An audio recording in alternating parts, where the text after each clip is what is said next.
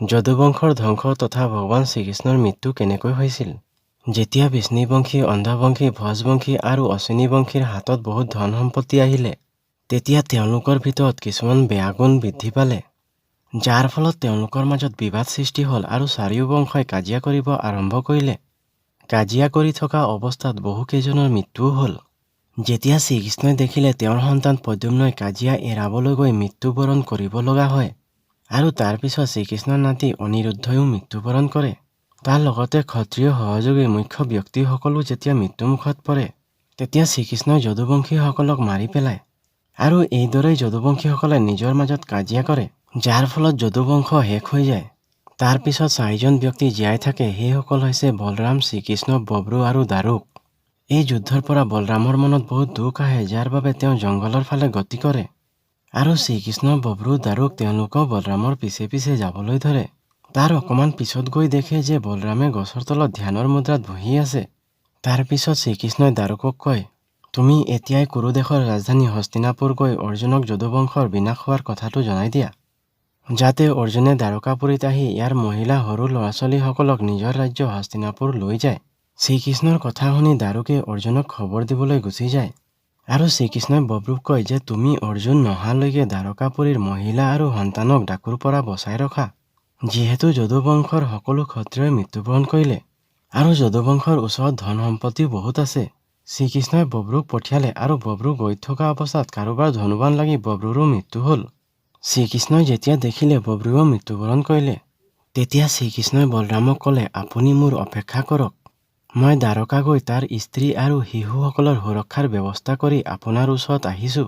তাৰ পিছত শ্ৰীকৃষ্ণ দ্বাৰকা গৈ তেওঁৰ বৃদ্ধ দেউতা বাসুদেৱক লগ কৰি ভৰি ধৰি প্ৰণাম কৰি কয়, আপুনি অৰ্জুন নহালৈকে স্ত্ৰী আৰু সৰু সন্তানসকলৰ ৰক্ষা কৰিব। মই বলৰামৰ ওচৰত গৈছোঁ বনত তপস্যা কৰিবৰ বাবে। শ্ৰীকৃষ্ণই বনত যাবলৈ লওঁতে স্ত্ৰীসকলে কান্দিবলৈ লয়।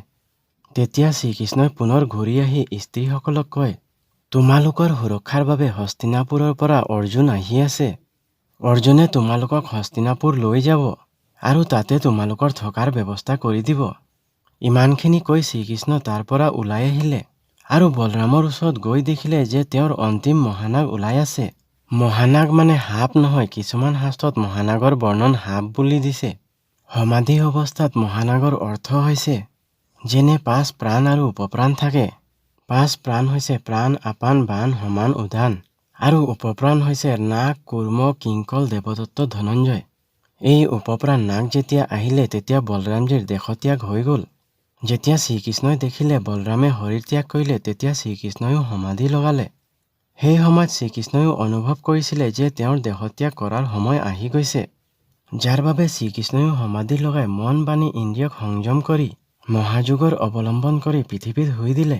শ্ৰীকৃষ্ণ এজন যোগী আছিলে। যোগী পুৰুষে এইদৰে সমাধি লগাই দেহত্যাগ কৰে। কিন্তু দেহত্যাগ কৰাৰ আগমুহূৰ্তত এজন ব্যক্তিয়ে ধনুৰ্বাণ চলাওঁতে শ্ৰীকৃষ্ণৰ ভৰিত গৈ ধনুৰ্বাণ লাগে। যেতিয়া মানুহজনে গৈ দেখিলে শ্ৰীকৃষ্ণৰ ভৰিত ধনুৰ্বাণ লাগিলে, তেতিয়া মানুহজনে ভগৱান শ্ৰীকৃষ্ণৰ ওচৰত গৈ তেওঁৰ ভৰি ধৰিলে। ভগৱান শ্ৰীকৃষ্ণই ধনুৰ্বাণ চলোৱা মানুহজনক ক্ষমা কৰিলে আৰু তাৰ পিছত ভগৱান শ্ৰীকৃষ্ণই সমাধি অৱস্থাত শৰীৰ ত্যাগ কৰে। আজি আমাৰ সমাজত কিছুমান অপপ্ৰচাৰ চলে যে এজন ব্যক্তিয়ে ধনুৰ্বাণ চলাওঁতে শ্ৰীকৃষ্ণৰ ভৰিত ধনুৰ্বাণ লগাৰ বাবে শ্ৰীকৃষ্ণৰ মৃত্যু হয়, কিন্তু এইটো মিছা কথা হয়। শ্ৰীকৃষ্ণৰ ভৰিত ধনুৰ্বাণ লাগিছিলে, কিন্তু ধনুৰ্বাণৰ কাৰণে শ্ৰীকৃষ্ণৰ মৃত্যু হোৱা নাছিলে। ভগৱান শ্ৰীকৃষ্ণই সমাধি অৱস্থাত যোগ বলৰ মাধ্যমে দেহত্যাগ কৰিছিলে। এই সন্দৰ্ভত মহাভাৰতৰ মৌচল পৰ্বৰ বলৰাম আৰু ভগৱান শ্ৰীকৃষ্ণৰ পৰমধাম গমন বিষয়ত লিখা আছে।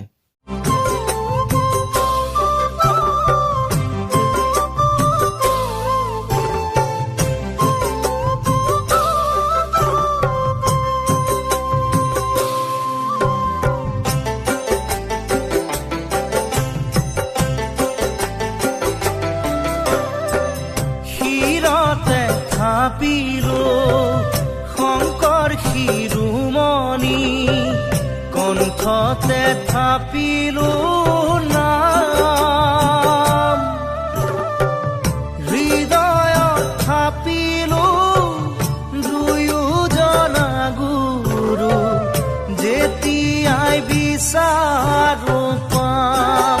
ও ৰাম ৰাম গুৰু আমাৰ প্ৰাণৰে প্ৰাণ।